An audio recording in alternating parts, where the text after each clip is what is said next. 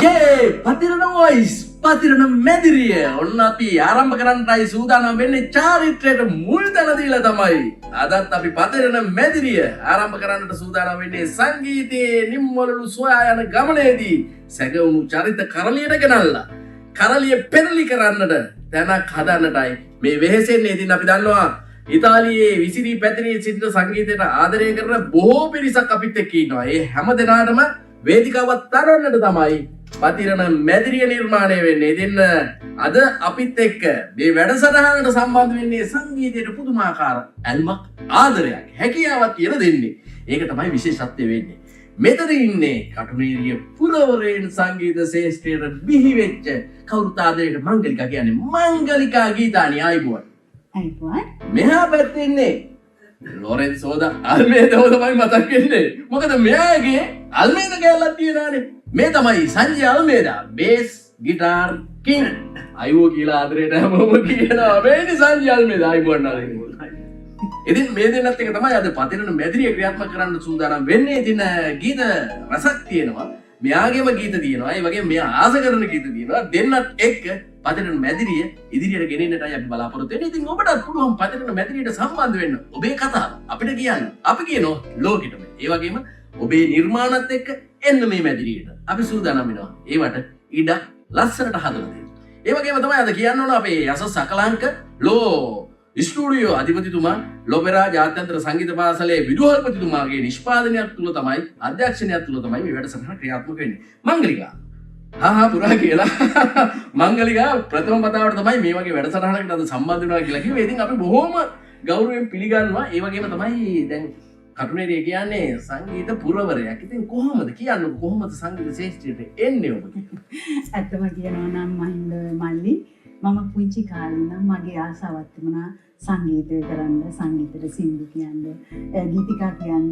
මම ලංකාවේ පුංචි කාලේ නම් පල්ලි ගියාම ගීතිකා කියනවා. ඉතාලියේ පල්ලි දෙකේම මම ගීත සංගීත ගීතිකා කියන මේ කියන්නේ යනවා. ඒ කණ්ඩායමේ ඉන්නවා දෙකේම. ඒක නිසා මම ගොඩාක් ආසාවක් දක්වනවා මේ සංගීතයට. ඉතින් ඒකත් එක්ක මම සින්දුවක් කියන්න සූදානම්. ඒ වගේම තමයි දැන් ලංකාවෙන් ඉතාලියට එන්න කොයි කාලෙද තීරණය කෙරුවේ? මම ඉතාලියට ඇවිත් මල්ලි අවුරුදු 17ක්. ඒ වුණත් මම රට යන්න පටන් අරන් අවුරුදු 34ක්. අවුරුදු 34ක් තිස්සේ ලංකාව ඇතල්ලා ඉන්නේ. හැබැයි යනවා එනවා නේද? යනවා. ඉතින් මේ රට ජීවිතේ කොහොමද දැනෙන්නේ? සන්තෝසයි. සන්තෝසයි. රට අපි හම්බ කරන් අපේ ඉන්න හැමෝම ජීවත් වෙනවා. ඇත්තටම සතුටුයි. ගොඩක් සතුටුයි. හැමෝටම හැමතිස්සෙම hina වෙලා ඉන්න බෑ. හැබැයි ගීතාලේ නම් හැම මොහොතම hina වෙලා ඉන්න. මෙහා පැත්තට ගියාපම අල්මේදා. ඉතින් කොහොමද? පොදින් ඉන්නවද?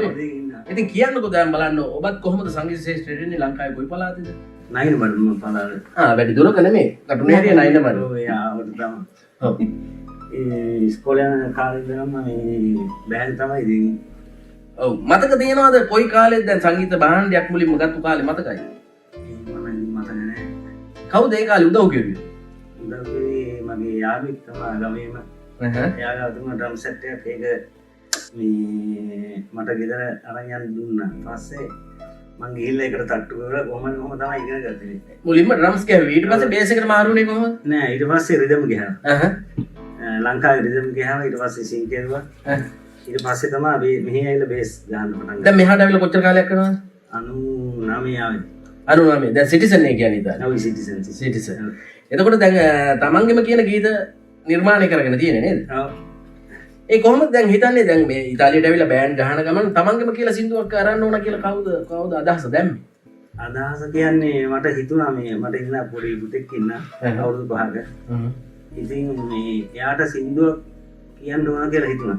ඊට පස්සේ මගේ යාළුවෙක් ඉන්නා මගේ නෝන මේ කියන්නේ බෑන්ඩ් එකට හිටපු විසින් කරන යාළුවෙක් ලලිත් වික්‍රමසිංහ. එයාට මගේ අදහස කිව්වා ඉතින් මෙන්න මෙහෙම මගේ පුතාට සින්දුවක් කියන්න ඕන මේ ලියලා දෙන්න කියලා. ඊට පස්සේ එයා ලියලා දුන්නා. පස්සේ ප්‍රියන්ත නාවලගේ එයා මට මුණ ගැහුණා. ඒ කියන්නේ යාළුවෙක්ගේ මාර්ගයෙන් එයා තමයි මෙලඩි කෙරුවේ. ඊට පස්සේ තමයි ඔය ගීතය නිර්මාණය වෙන්නේ.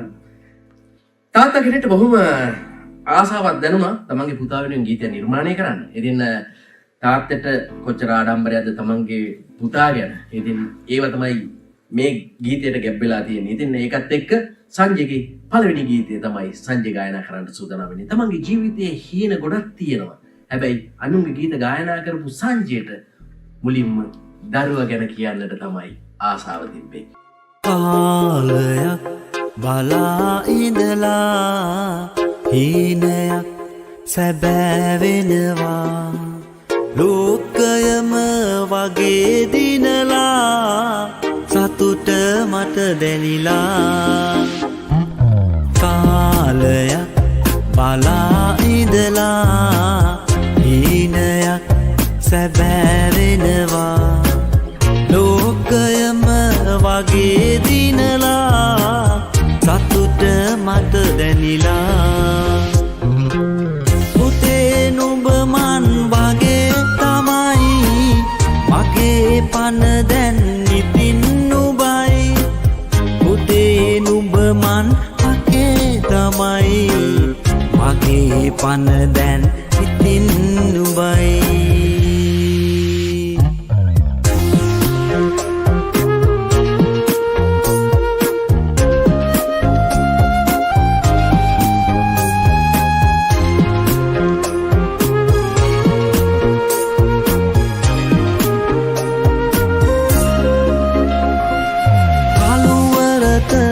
සඳලිය දුන්නට වඩා මට නුඹෙන් එළියයි හිතේ සතුටේ ගැයෙනා ගියේ මෙය මිහිරිතම සතුටයි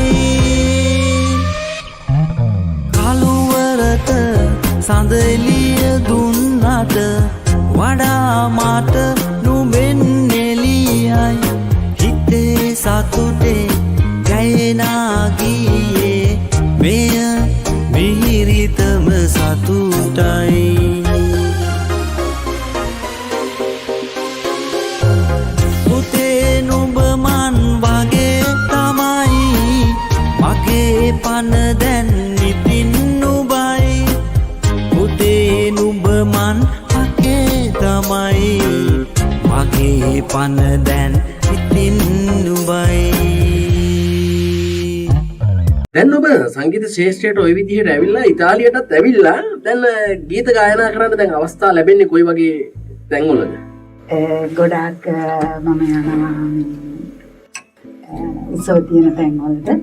ඒ ගියාපම හැම සින්දුවක්ම කියනවා.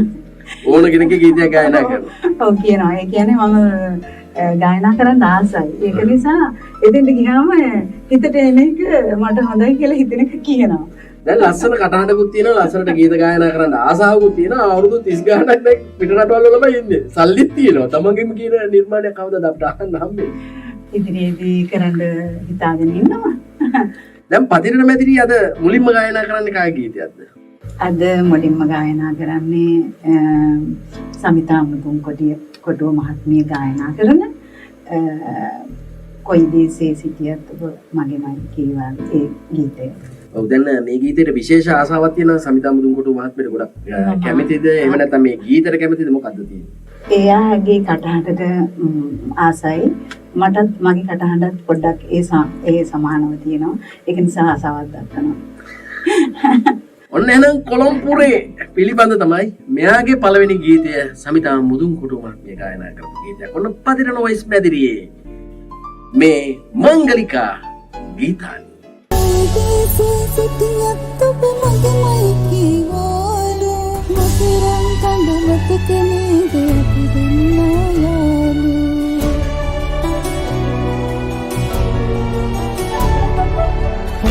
පොරේ දුඹ ඉන්නයි සවේ තුරුන්දියෝ කිරෙනවලු විදන්නේ අත වෙනුවට නොවැටි සංජය දැන් ඔබට බොහෝ දෙනෙක් කතා කරන්නේ මේ අයු කියලා. ඇයි එහෙම කියන්නේ? අයෝ මගේ හොඳම මිතුරේ. එන්න පොඩක්. ඔව් අයෝ ටිකක් අනුකරණය කරන්න හදනවද එහෙමද මොකද? නෑ අනුකරණය කරුවෝ. අයවට කැමති? ඔව් ඒකින්ද තමයි. ඔව් ආපු වෙලාවේ මට එයා ප්ලේ කරන ගිටාර තමයි ඉතින්. ඒ මම ඒ කියන්නේ මොඩල් එක මට ඉස්සර එයා කිව්වා ගන්න කියලා. දැන් මේ වෙනකොට බේස් ගිටාර් කීයක් විතර මාරු කරලා තියෙනවද? මම මාර්ග කරන්නේ නැහැ. ඉතින් මේ ගත්ත පළමුවෙන්ම ගත්ත එක තමයි මේ දෙන්නේ ආරම්භය. දැන් ওই গিitar එකමයි මුල ඉඳන්ම ප්ලේ කරගෙන එන්නේ. ඔව් කලින් තිබුණා වෙන මාර්ග එකක්. ඒ කියන්නේ මේක තමයි ඉතින් ආසම කරන ආස කරන ගිටාර. දැන් ගිටාර 4ක් තියෙනවා. මෙයාගේ අර গিitar එකතු කිරීමේ ආසාවක් තියෙනවා. ඒ හින්දා තමයි දැන් গিitar 4ක් තියාගෙන ඉන්නේ. හැබැයි මේකට තමයි වැඩියෙන්ම කැමති. ඒකින්ද තමයි ඒකත් අරගෙන අද පතරිනු මැදිරියට ආවේ. දැන් කියන්නකෝ ඊගාව ගීතය ගැන දැන් කවුද මේ ගීතය නිර්මාණය කරන්නේ? මේ ගීතේ නිර්මාණය කරන්නේ ડોක්ටර් කෙනෙක්. ඒ කියන්නේ මේ ඔක්කොම සම්බන්ධයි ඉතින් ප්‍රියන්ත නාවලගේ. එයාම මේක උදව් ඇත්තරම හොඳ මිතුරෙක් ඇත්තරම මේ ගීතේ මොනවද කියවෙන්නේ?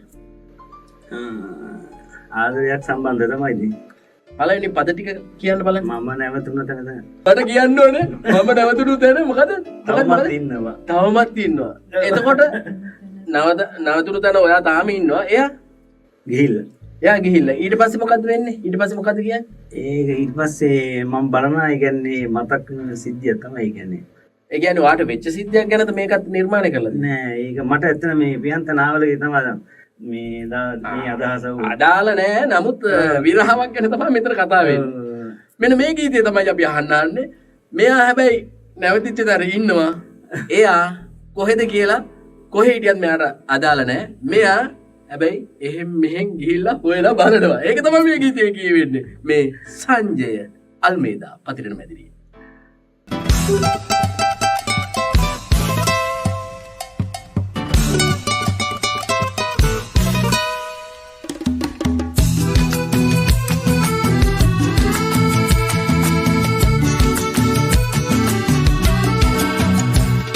මම නැවතුන තැන තවමත් ඉන්නවා. ඔබ හැරගිය තැන ඉඳ හිට බලනවා. අපි හමුුණු තැන තවමත් හොයනවා. සැමදා සැමදා සැමදා සැමදා මතකේ මන් සැරි සරනවා. පැතුවාට පැතුම් සසර ඉන්නමන් අවසානයේ තනිවුණු මතකේ ඉන්නෙ මං. අහිමි හිමිකමක හිතරවටන් හිඳිමි ඔය දැස් ඉනහේ නම්.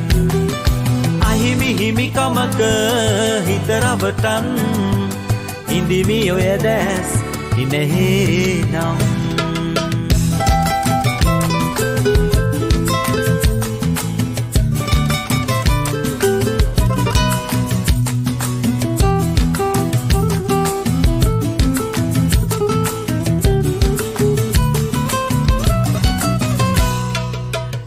දුන් ආදරෙන් අතරමන් වූදා සෑදුව වැලි මාලිගා සේදුන නොදැනීම.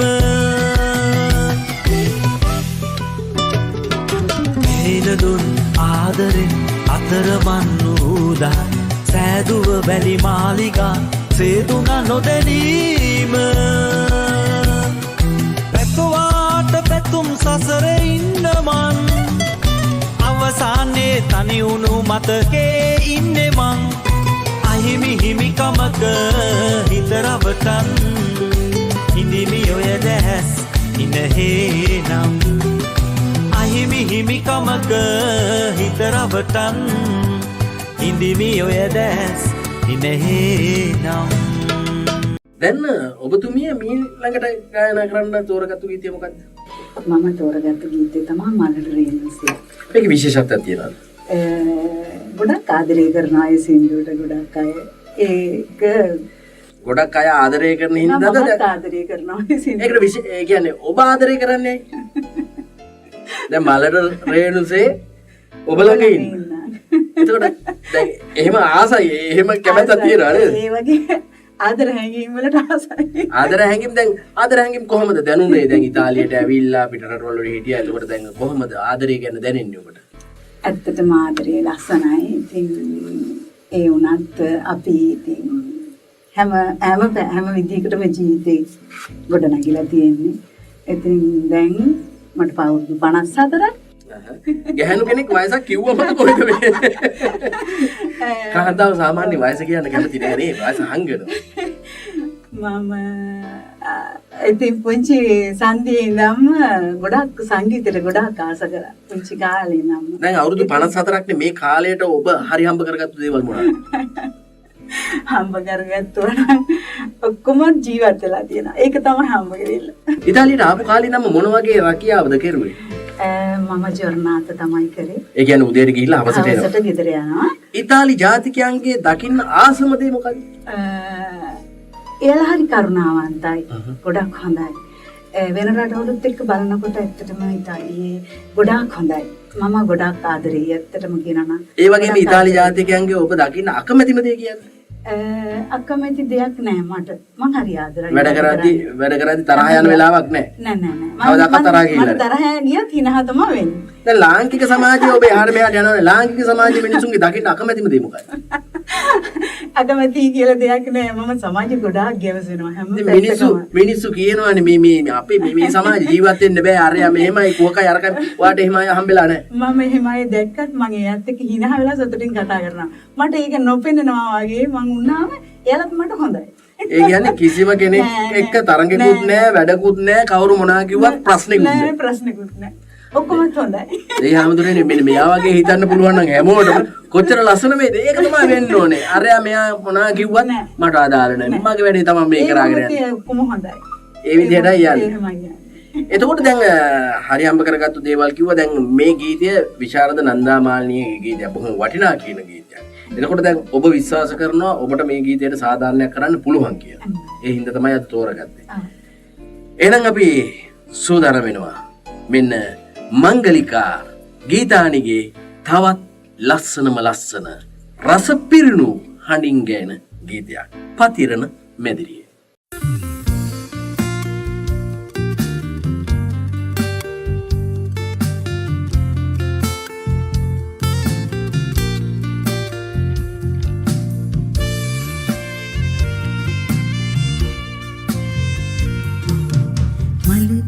මලතරේනුසේ උපළඟ ඉන්නම් සඳට දරුවසේ තනියම කන්නම් නිතට කඳුලසේ නිතරඟ ඉන්නම් නීලතරාදරේ කියන්නම් මලතරේනුසේ උපළඟ ඉන්නම් සඳට දරුවසේ තනියම කන්නම් නිතට කඳුලසේ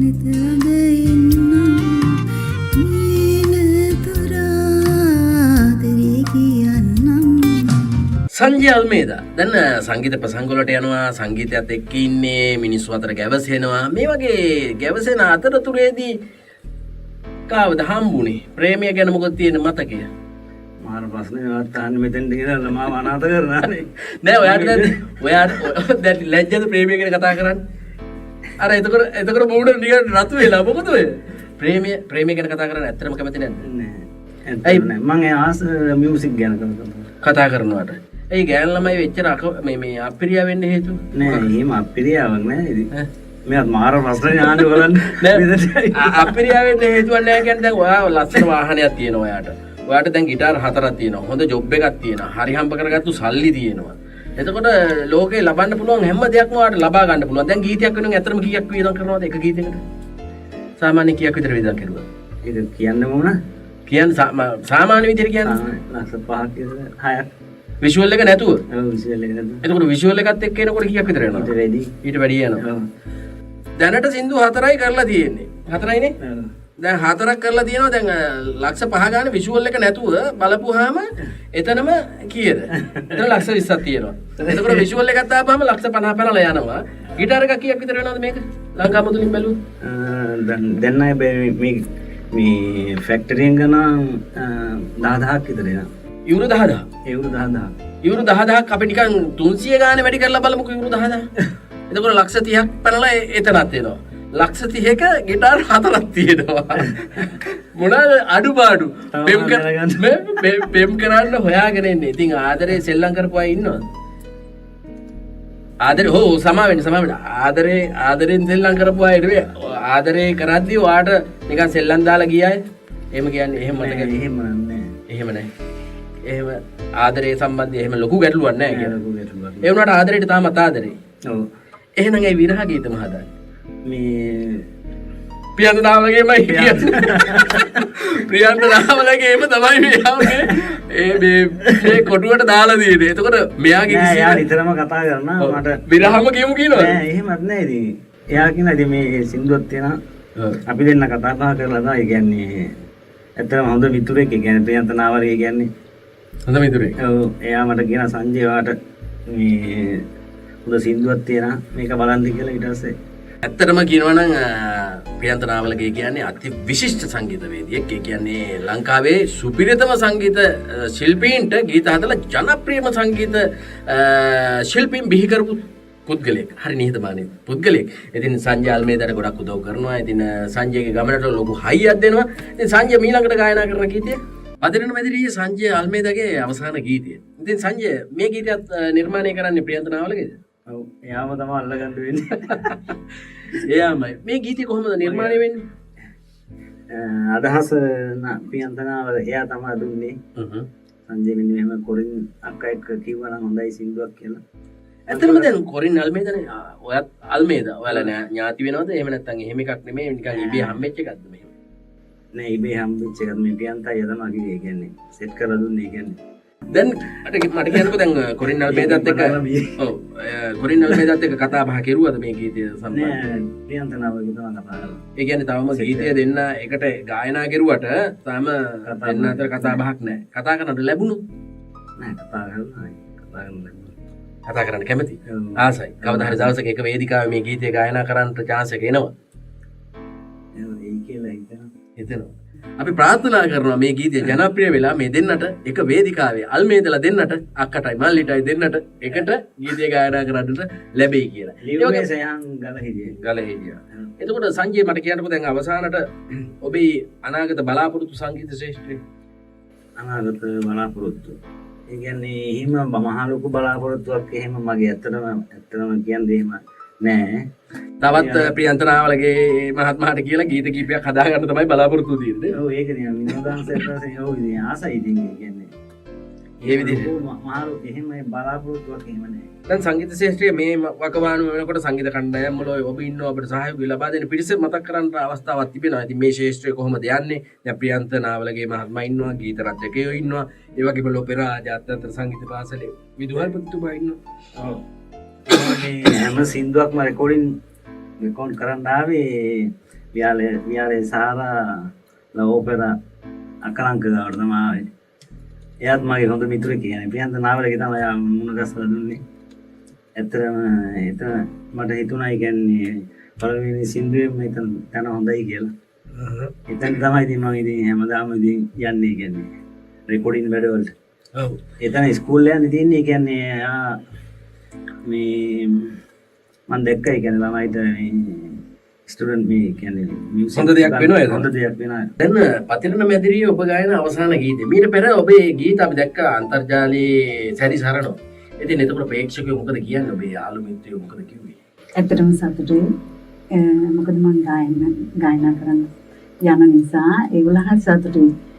එතකොට දැන් ගීතිකා කණ්ඩායම් දෙකේම මිලානෝ නගරයේ ඔබ වැඩ කරනවා. ඇත්තටම ඔව් මම ගීතිකා කණ්ඩායම් දෙකේම හැමෝම ඇත්තටම කියනවා නම් පරිතින්කි පීතුමා සුබපැතුවා මගේ මේ වැඩසටහන දැකලා ඔයා හරි උත්සාහවන්ත ළමෙක් සුබපතනවා කියලා. ඇත්තටම ඒක මට ලොකු මේ සතුටක් ශක්තියක් කියන්නේ උන්වහන්සේගේ ආශිර්වාදය ඇත්තටම මම ලොකු ආදරයකින් පිළිගත්තේ. ඒ වගේම අනිත් අයත් එහෙමයි. අනිත් අයත් දකින්න අය ගොඩාක් මට කියනවා ඒ විදිහට තමයි ජීවත් වෙන්න ඕනේ සතුටින් ඉන්න කියලා. මම හැමදාම සතුටින් ඉන්න සතුටේ වචන වලට හරි ආස කරනවා. දැන් ඔබට මේ සතුට ගැන තියෙන පුදුමාකාර උම්මාරියක් තියෙන්නේ. පිපාසයක් තියෙනවා. දැන් එතකොට දැන් ඔබේ පෞල් ජීවිතය කොහොමද දැන් ඔබ කොයි දරුවෝ ඉන්නවද කොහොමද කිව්වද? මගේ පෞල් ජීවිතේ ගොඩාක් දුක්බරිතයි. ඒ හේතුව මම අවුරුදු 12න් කසාද බැඳලා අවුරුදු 12 ඇති ඔබ කසාද බැඳින්නේ. අවුරුදු 14 ඉඳන් තමයි දරුවෝ 18 වෙනකොට දරුවෝ 3 දෙනාම ඉන්නවා. ඒ වෙලාව ඒ 91 මම රට ගියේ. ඒ අතර අපි රස්සාවත් එක්ක තමයි මේ දරුවන්ගේ ලොකු කිරීම මගේ දෙමව්පියන්ගේ පැත්තෙන් ඒගොල්ලන්ගේ උදව් ඇතුව කරා. ඒ වගේම මගේ දෙමව්පියන්ගේ අසනීප දුක් කරදර හැම මොහොතකම හැමෝටම පිට වෙන්න මම හිටියා. දැනටත් මේ වෙනකනොත් මම හැමෝගෙම පිටට ඉන්නවා. හැබැයි මේ වෙනකොට මගේ ඉතාලියට ගේන ඔක්කොම ගෙනාවා මම. ඒ වගේම කොටසක් අසනීප වෙලා ඉන්න කොටසක් ඉන්නවා දුකේ. ඒ හැම දෙයක්ම කරන්න උත්සාහ කරාට බැරි වෙච්ච අවස්ථා තියෙනවා. ඒ මම තාම අතහැරලා නැහැ.